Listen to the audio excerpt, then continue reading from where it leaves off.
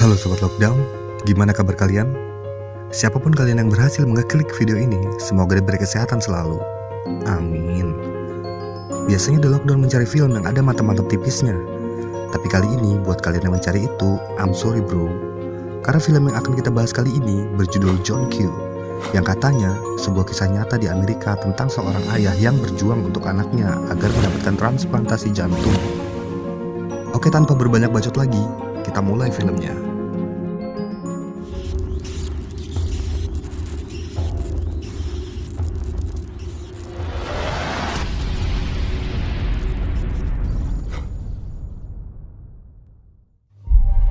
Di awal film kita diperlihatkan sebuah mobil putih yang lagi jalan-jalan nyantai sambil terdengar musik-musik klasik yang agak serem. Ternyata pengendara mobil itu adalah seorang wanita Kristiani yang taat, terlihat dari gantungan salib di spionnya. Tapi lama-kelamaan dia bawa mobilnya nggak nyantai sambil nyalip-nyalip entah kenapa. Sampai akhirnya saat dia mau nyalip truk di depannya, bodi belakangnya malah kesenggol sama truk di sebelah jalurnya, yang membuat dia dan mobilnya terngepot dan terberhenti di depan truk yang dia salip tadi. Dan boom! Tabrakan tak bisa dihindari. Saya pikir filmnya langsung tamat, tapi ternyata scene berpindah tempat ke sebuah keluarga yang memiliki keterbatasan secara finansial. Terbukti dengan ditarik paksanya mobil mereka oleh pihak bank karena cicilan mereka yang menunggak. Pemimpin dari keluarga ini adalah seorang ayah yang sangat menyayangi istri dan anaknya bernama John Quincy Archibald.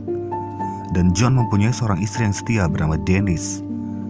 Mereka juga mempunyai anak tunggal berusia 10 tahunan yang hobi binaraga dan baseball bernama Mikey.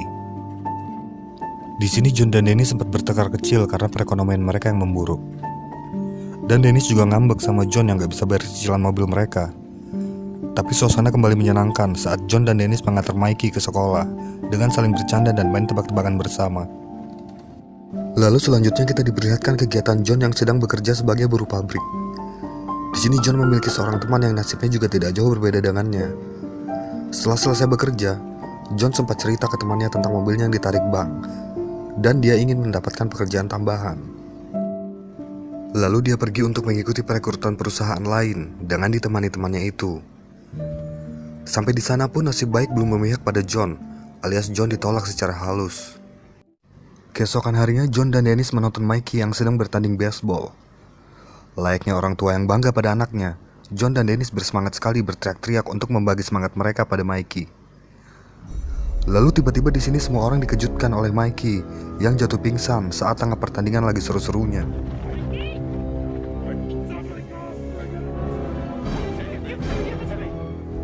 Mereka langsung bergegas membawa Mikey ke rumah sakit. Diceritakan di film ini rumah sakitnya bernama RS Hope Memorial. Sampai di dalam, Mikey pun langsung ditangani oleh unit gawat darurat. Dan John juga sempat dimintai kartu asuransinya pada bagian administrasi. Ini orang lagi panik juga, minta surat-surat lagi. Dada. Setelah dilakukan pemeriksaan kepada Mikey, John dan Dennis pun dipanggil ke sebuah ruangan yang mana kepala rumah sakit dan dokter yang memeriksa Mikey ada di sana. Kepala rumah sakit ini bernama Penny, dan dokternya bernama Dr. Turner. Di sini Dr. Turner menjelaskan penyakit yang dialami Mikey, yang ternyata Mikey mengalami gagal jantung dan mengharuskan melakukan sebuah operasi. Karena menurut Dr. Turner, jantung Mikey sudah tidak berfungsi lagi, jadi Mikey butuh transplantasi jantung untuk membuatnya tidak meninggal. Mendengar itu jelas aja John dan Dennis menangis sejadi-jadinya.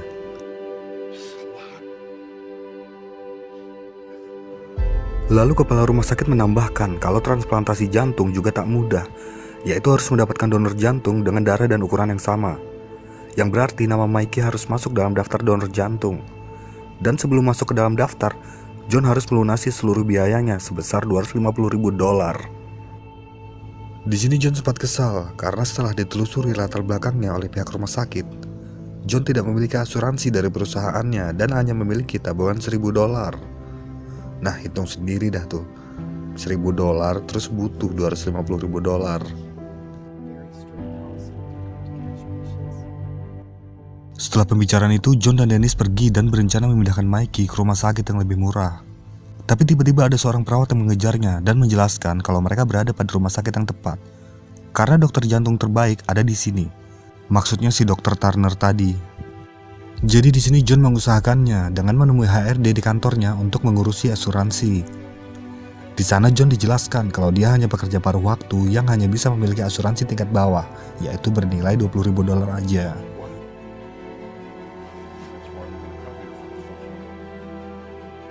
Tapi sepertinya usaha John sia-sia lagi saat ke kantor asuransi untuk mencairkan uangnya karena John dianggap tidak memenuhi syarat.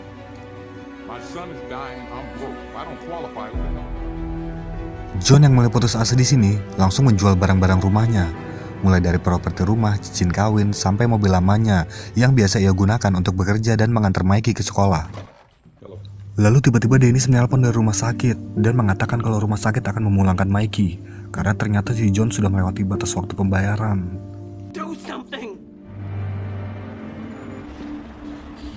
Esoknya John pergi ke rumah sakit dan langsung menemui Dr. Turner yang lagi ngobrol sama pasien.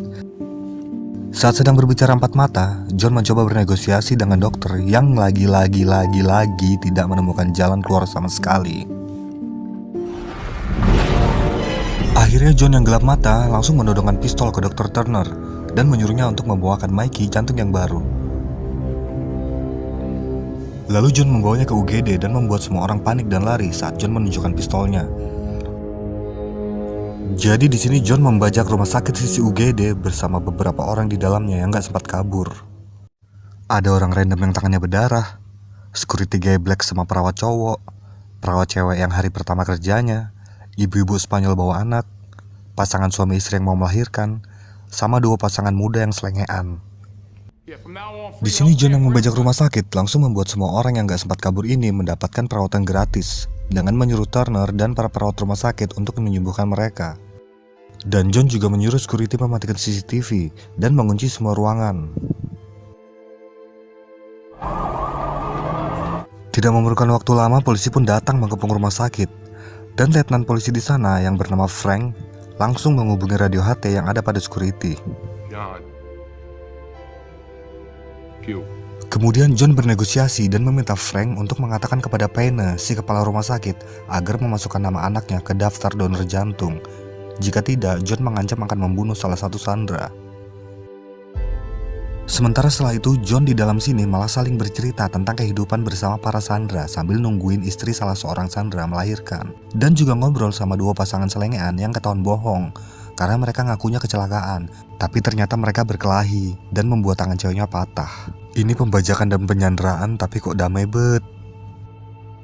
Dan kembali lagi pada situasi di luar, saat Frank mencari solusi terbaik, muncul kepala polisi yang bernama Gus Monroe yang meminta Frank bertindak tegas dan melumpuhkan John karena warga yang menyaksikan sudah geram akan tingkah laku John.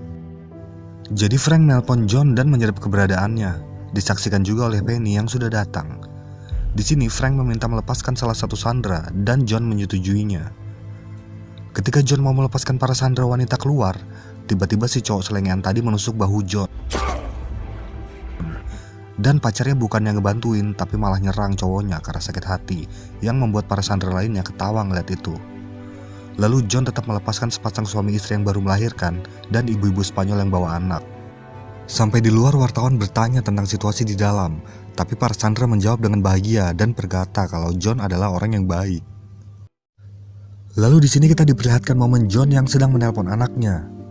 Pembicaraan mereka disadap oleh polisi dan beberapa stasiun TV, yang membuat semua orang yang tadinya geram jadi tersentuh oleh perjuangan John, termasuk Penny yang sampai menangis melihatnya. Lalu Penny yang merasa tersentuh langsung memasukkan nama Mikey ke dalam daftar penerima donor jantung. Dan berpindah lagi pada situasi John di mana hari sudah mulai malam. Di sini John meminta Frank untuk membawa Mikey kepadanya. Sampailah Mikey ke ruang UGD yang dibajak oleh John. Melihat keadaan Mikey yang makin memburuk, Dr. Turner berkata kepada John kalau tanpa jantung baru, Mikey tidak bisa selamat. Mendengar itu, John lalu menyuruh Dr. Turner mengambil jantungnya. Semua orang di sekitar John kaget dan berusaha menghalanginya. Dr. Turner pun juga gak mau melakukan itu, tapi John memaksa dan mengancam bunuh diri di depan mereka semua. Dan scene berpindah ke kota lain, pada sebuah helikopter yang membawa mayat wanita kecelakaan di awal film ini. Saya yakin pasti kalian yang menonton tanpa skip sudah bisa menebak akhir dari film ini. Mayat wanita ini dibawa ke ruang bedah untuk dicek semua organ dalamnya, yang ternyata masih bagus dan punya darah yang sama dengan Mikey. Sementara itu di rumah sakit Hope Memory, seorang perawat cowok mendapatkan fax donor jantung. Dia pun langsung berlari menemui Penne dan mengabarinya kalau Mikey adalah satu-satunya orang yang cocok menerima donor ini. Penne pun langsung segera mendatangi kerumunan dan bertemu Dennis. Dennis yang mendapat kabar ini langsung berlari menembus barikade polisi dan meneriaki John yang lagi membunuh diri dari luar. Di akhir film, John mengelabuhi polisi dengan menyamar jadi perawat untuk mengantar Mikey ke ruang operasi.